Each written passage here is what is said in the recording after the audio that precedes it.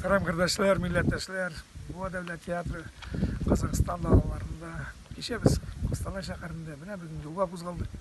Barabız Petropavl şehrine.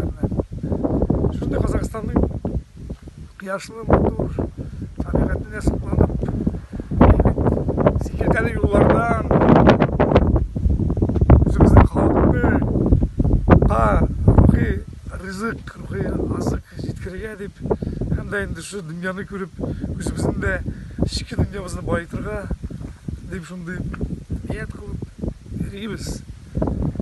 Нешесің, бізге мына шулай жазған тегерме ішінде кімгедір енді зор шәһәрләрдә академия театрларында эшләргә.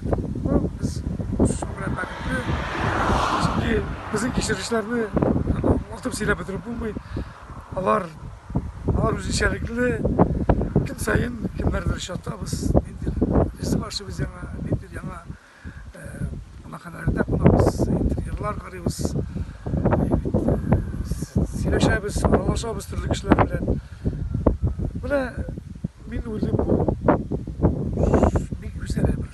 Чөнки бөтен кешегә тәтмим бер. Безгә менә шушы кызның